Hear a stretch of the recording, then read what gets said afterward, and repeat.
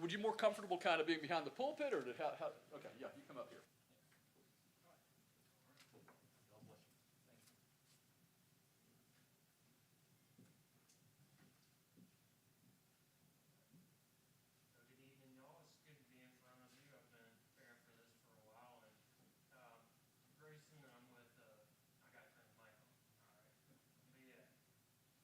A little better now. There we go.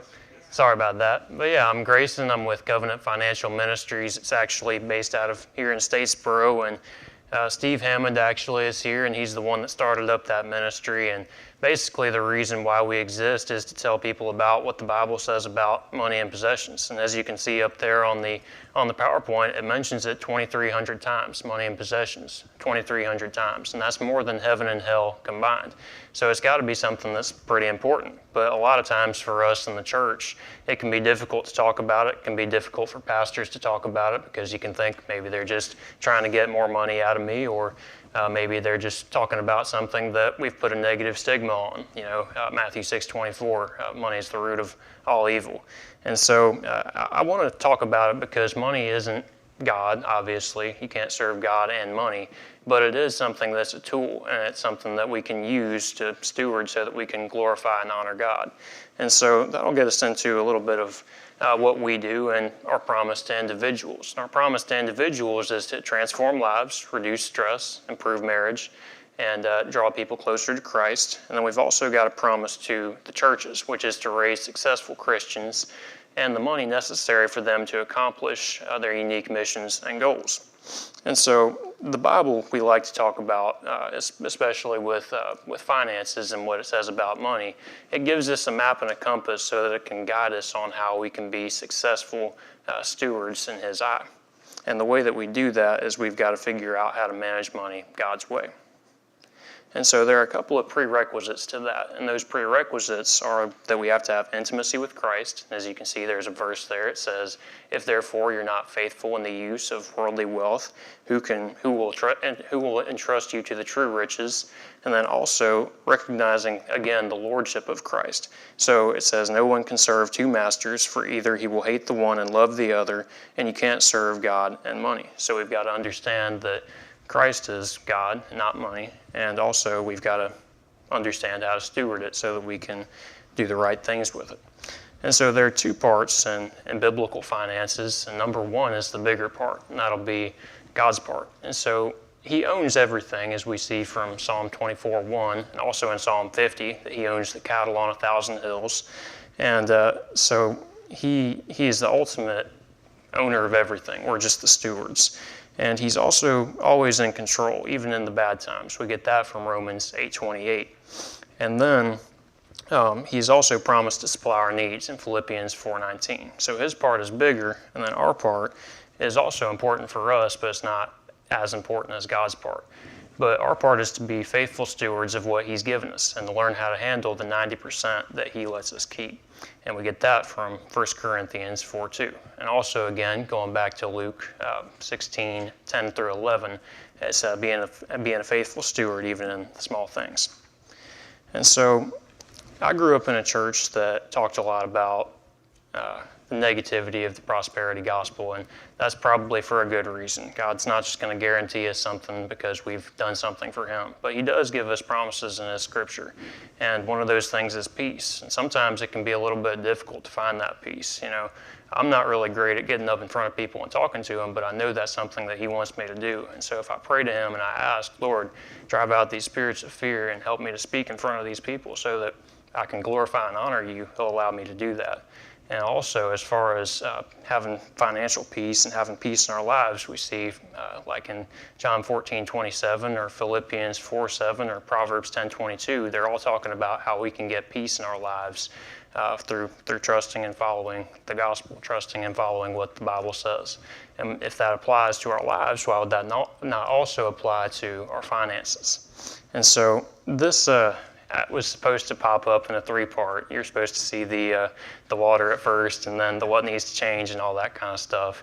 But I think you'll get the message. And kind of what what it's supposed to point to is obviously you don't want to be on the rapids where you don't have any financial peace and you're not knowing where the money to pay the bills is coming from, and that over there on the left you're maybe not having $2 million in the bank, but you're doing the right things and you're budgeting properly, which is counting the cost, and you're giving to the Lord, and you're steady plotting to bring prosperity like we see in the Proverbs. And so that's a good segue into what the Bible talks about the most, which is giving.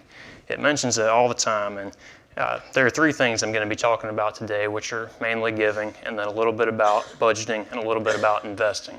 It doesn't say much about budgeting, but man, in giving, it'll bring the house down. And so, as you can see up on the PowerPoints, this is from the book of Malachi 3 in particular. And so it says, the windows of heaven will be open. And that's a promise that he has given to the Israelites if they will give their tithes and their offerings.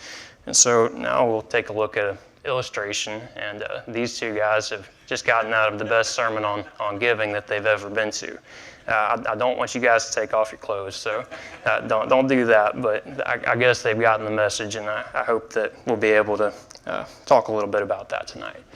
So these are a couple of statistics. Ron Blue, he's the founder of Kingdom Advisors. He's done a lot of this sort of work. A good man. But he said that 80% of the world's evangelical wealth is in North America, and that total represents more than enough to fulfill the Great Commission. And then you've got John and Sylvia Ronsville, who did church giving reports, I think all the way up through 2022. And they said that if members of historically Christian churches in the United States had raised their giving to the Old Testament standard of 10% back in 2006, they would have been able to raise an additional $170 billion. And that would be available for kingdom work. And so I took the liberty of translating that into today's dollars, and it's about $270 billion. And I know that for a lot of people, and for myself included, you look at $270 billion and it looks like something that you see on a government report, and it's really difficult to understand just how much money that is. So I made a couple of illustrations. We're all familiar with the Empire State Building in New York, or most of us probably are. With $270 billion, you could have bought the Empire State Building 100 times over. In downtown New York, 102 stories of it, which is pretty crazy. And also one for us local folks in Bullitt County, you could have bought each household, and I did this based on the median housing price, 38 times over in Bullitt County, which I thought was pretty crazy. And all that's missing from kingdom work, because that was their stance on church giving and what was not coming in at that time. And I actually looked recently, and about 23% of churchgoers give regularly, whether that's weekly or monthly, and that figure represents 70% of total giving, so it still is an issue even today. And so, I'll go back real quick. There are a couple of reasons why that's the case, and I've made these excuses before, and I'll just read them real quick. I don't want to rebut any of them real hard. I just want to say them so that they're out there. One of them is the church is only after my money. The church wastes so much money. Tithing is part of the Old Testament law. Focusing on the money limits God. When you talk in terms of money, you make the church seem more like a business. I'm not giving to a business. Money is the root of all evil, and I'm so financially strapped that I can't give. And so, after we've touched a little bit on reasons why not to give, let's talk a little bit about reasons to give. And so, number one, I want to go back to Malachi 3. And Malachi 3, 6 through 12 is really where it talks a lot about the issue of tithing. And so let me just give a quick little background on it. So God is speaking through the prophet Malachi in this book, and he says that these mortals are robbing God. And he asks, how are they doing that? They're not giving their tithes and their offerings. And so he goes on to say that if they will give their tithes and their offerings and make sure that there is food in the Lord's house, that he will open the windows of heaven to them, that he will keep the pest from destroying their crops, that he will keep the fruit from falling off their vines before it's ripe. So he is giving them a promise here. And he actually says, the only time in the Bible that he says it, to test him on this and see if he won't do that. Now, I just think that that's an interesting thing. One, that he says that they're robbing him by withholding that from him, and two, that he says that he will reward them for obeying that command in particular. And then there are some common questions about giving, and one of them is about the first fruits. And so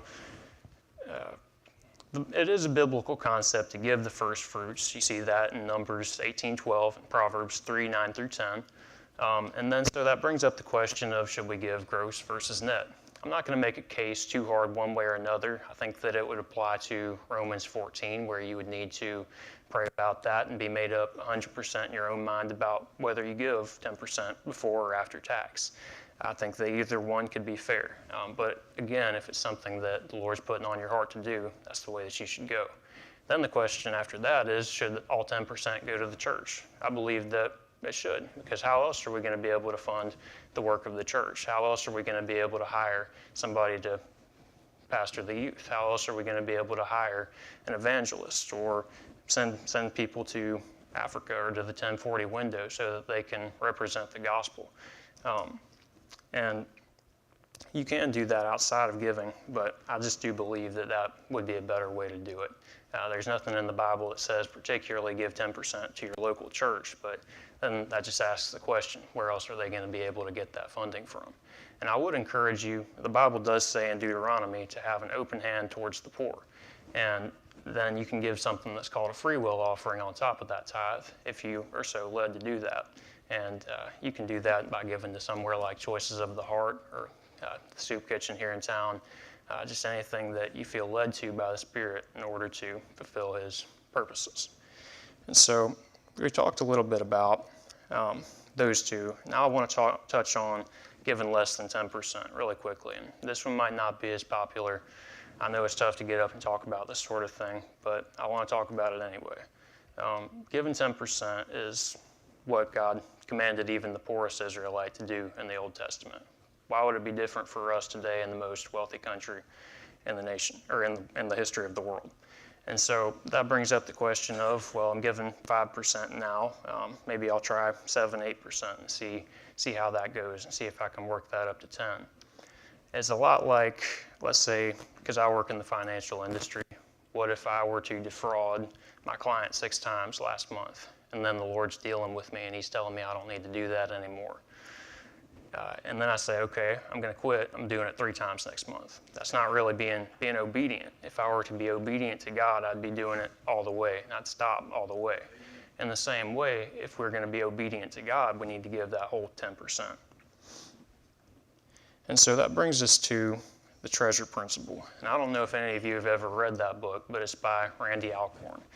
And he's written some books on pro-life issues and really a few books on giving. And the treasure principle is actually the title of this book.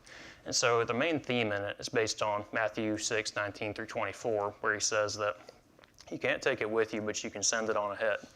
And the idea is that you need to be able to store up that treasure in heaven where it'll last, where it'll never perish, spoil, or fade, instead of trying to store it up here. And what you can do by giving here on earth is you can store that treasure there. That's how that works. That's God's treasure principle. And so Alcorn also says that his heart always goes where he puts God's money, which I thought was a very insightful quote when I read that book. And so that concludes the talk about giving. And now we're going to talk a little bit about budgeting. And this one can get a little bit in the nitty-gritty. I had to buy a laser pointer so that we can point a little bit to some things. But we've got an illustration to get us started off. And we've got the advisor over there on the left, and then Ernest asking about the get-rich-quick scheme. He doesn't want that anymore. Instead, he wants the go-broke-slow scheme. And so that's not really how it works. What he really needs to do is create a spending plan. And so the way that he's going to do that is determine his net income, accurately record his spending, and then see if that budget balances. And I'm going to be honest with you, the Bible doesn't really say a whole lot about creating a budget or a spending plan, but it really says one thing that kind of brings the house down. And that's when Jesus is talking to his disciples about counting the cost of following him. And he says, "For which of you intending to build a tower sitteth not down first and counteth the cost, whether he have sufficient funds to finish it?" And then he goes on to say that if you get halfway done building that tower and you run out of money, people are going to look at you and they're going to laugh. And so he uses this secular example for a reason why we need to count the cost, why we need to do what he expected us to already understand, that we need to look at the battlefield and see if we have enough troops to win the battle or if we need to surrender. And so what you need to do is one, find out if that budget balances, and if it does not, you've got to prayerfully take time to define needs and wants, decrease spending, increase income, or you can sell things. And what selling things can do is it can free up some cash flow to pay off debt, which can end up being able to help you to not have expenses in that category. And now I know that this is kind of a lot, and so that's really why I wanted to show. But you've got the tithe and the tax that are up here in this category, and those are going to stay relatively similar.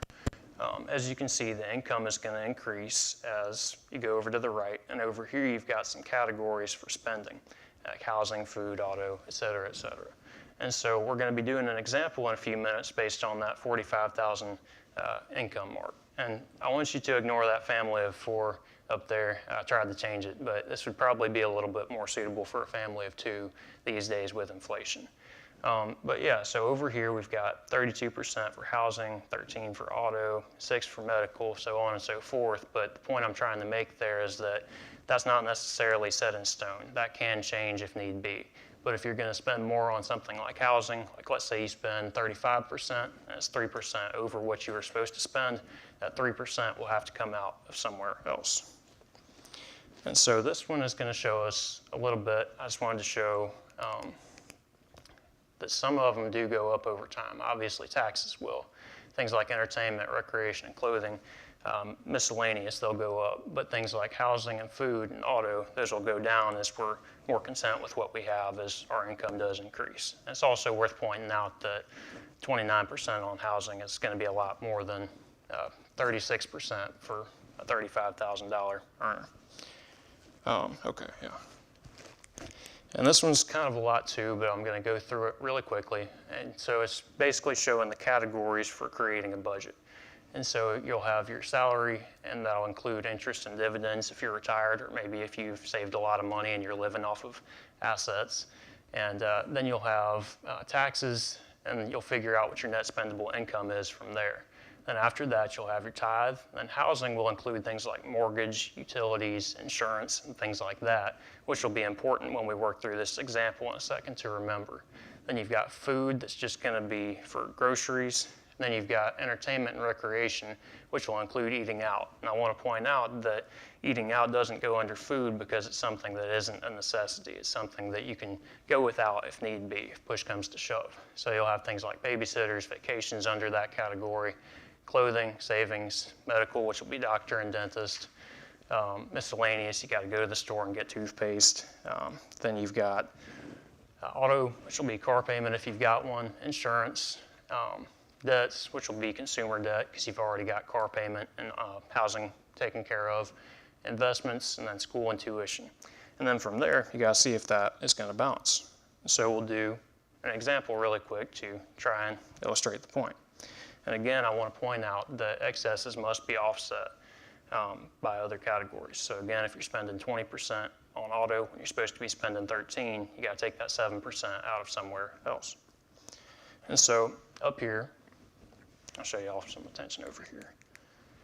You've got their current budget, and it's a little bit cut off down there at the bottom, but that's $3,176. And so up here, they only have $2,750 that they're able to spend. And so over here is the guideline for what they're supposed to be spending on. So I'll give you all a second, and I want you to let me know what they need to change in order to balance this budget.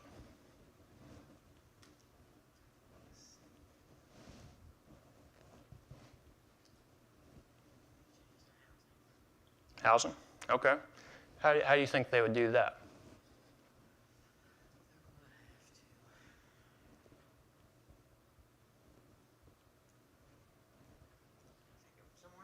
That's right. That's right. And ultimately, the right answer for housing would be if you're able to cut rent or cut your mortgage. But a lot of times, that's not in the picture for somebody. So you'd have to count the cost beforehand. But one of the things that you can do, and that's why I pointed out that you're going to have things like insurance and utilities factored in, is you might put insulation around that water heater so it's not going 24 hours a day. You might be able to call up the insurance agency and see if you can get a better deal on your premium. And those are some ways that you might be able to cut back on that, but that's one of the things you might not be able to cut back too much on. But I think in the example, we were able to get about 100 off on it. Anybody see anything else? Yeah. Get rid of the new car and drive something old. That's exactly right. And this is really the most egregious one in this category because they're overspending by $308 a month.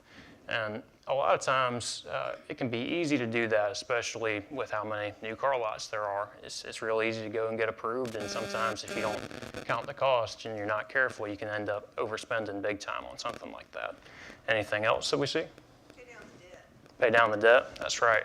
Yeah, so they could definitely sell something. Let's say they got an ATV and they've also got a TV payment. They could sell that ATV and pay that TV off, and problem solved, right? All right, so anything else?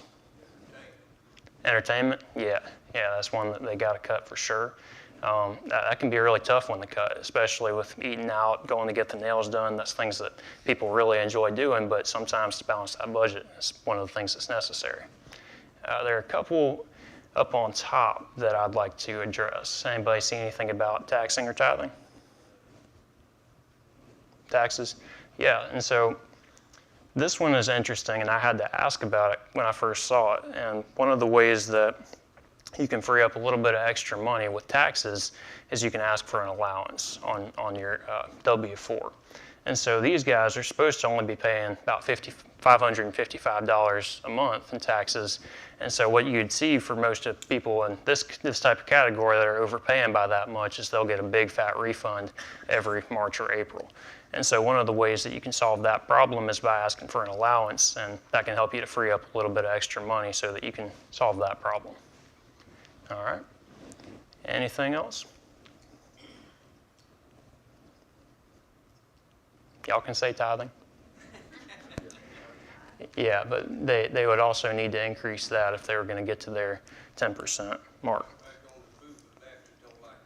Oh yeah, I know that. I know that. Y'all got some good potlucks, I ain't gonna lie. But yeah, this is what they ended up doing. They, I'm not gonna go through every detail on it, but they were able to cut back on a few of those categories. Let me zoom in so I can see it. But yeah, particularly housing, auto was a big one. They had to sell that car. And that allowed them to be able to have some extra room for medical and savings and miscellaneous down there at the bottom, since their budget now balanced. But I do want to point out, before I get to that this may seem like common sense for us. And it's easy to look at somebody else's budget sometimes and see what they need to do. But a lot of times what will happen is we get married to that new car. We get married to going out to eat. We get married to getting the nails done.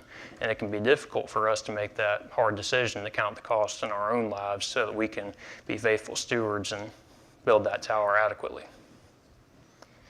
And so that's about it for budgeting. Now we'll get to investing, and we're almost done here. But in this example, this is from Matthew 25. You've got the ruler who's in the red, and then you've got his 3 servants that are on his side. And so the ruler goes away for a while, and he has to take command of another kingdom. And so when he comes back, well, first of all, before he leaves his servants with some money. And he leaves the first one with 5 bags of money, the second one with 2 bags of money, and the third one with 1 bag.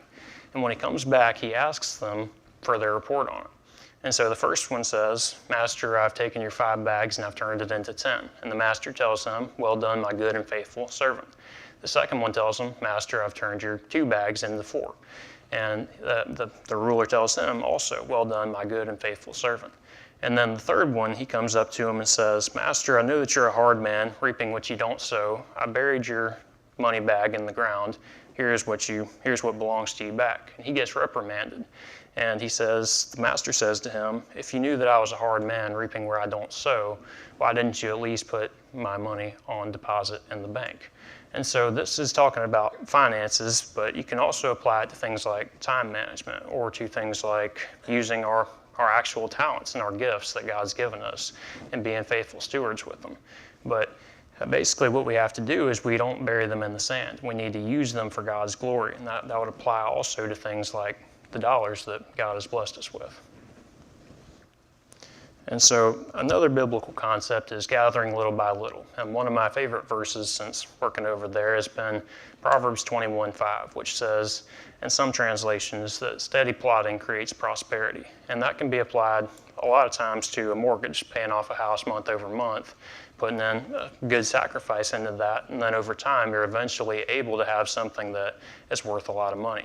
It can also apply to investing in stocks or investing in real estate or something else. And that amount of money will eventually end up compounding and growing into something that's significant so that you can reach financial freedom, which can also be a blessing from God. And I don't have the time today to get into compounding, but basically the principle of it, and my mic broke, but the principle of it is that that 8% might not seem like a lot every year, that 10% might not seem like a lot, but over time it can grow, and that 8% compounds on top of the others, and that it doesn't grow linearly. Back to math class, it's not the straight line, it's the one that curves upward. And the more time that you have, the more that'll be able to grow for you. And then another one of my favorite verses is going to be Ecclesiastes 11. And in that verse, Solomon talks about how he says directly to invest and to diversify. He says invest in 7 or 8 ventures, because you don't know what evil's coming on the land. And so the example for this one is, I'm sure a lot of you remember Enron, and that happened in the early 2000s, and basically people had their entire 401k, all their investments in Enron. And then the next day, you find out, oh, they've been cooking the books and the stock is worthless. And so if you were in that and you weren't following the biblical principle of not having all your eggs in one basket, then it wasn't a good day for a lot of people. And so that's one of the things that we're supposed to follow. And then I just wanted to touch on this as well, because there are ways that we can be a good steward as far as returns go. If you'd invested in Apple or invested in JP Morgan in the 90s and you'd held on to them, you would have made a lot of money. However, I do want to point out, I don't know how well you can see that, but this is a screening report from Evaluator. And up on those top 2, it shows that both of these companies fund Planned Parenthood, and something that God would greatly frown upon. Also, both of these companies support and enable the LGBTQ movement. And so when they do that, it's another thing that God does not look favorably upon. And Apple does a couple of different things that JP doesn't do, like they profit off of pornography. But the question at that point is, if God really owns everything, and he really owns the cattle on 1,000 hills, and we're just the stewards of what he's given us, should we be profiting off of these things that he hates? And I think the answer for a lot of Christians is no. And the alternative to investing in companies like that is doing biblically responsible investing, where you can screen out companies that do that sort of thing. You can find ones that will give you good return, but you don't have to be in that garbage that God hates. So I think that's about everything I got. Do we have any time to open up for questions? Sure, we've got time. So if anybody has a question, just raise your hand and Grayson will do his best to answer. Awesome. How do you find out those, like that last slide that you had, how do you find out what your company supports? Yeah, so and I'm with the ministry. That's why I'm here today. I'm wearing that hat. But I do work at Christian Values Investing, and we specialize in that sort of thing. And so what we do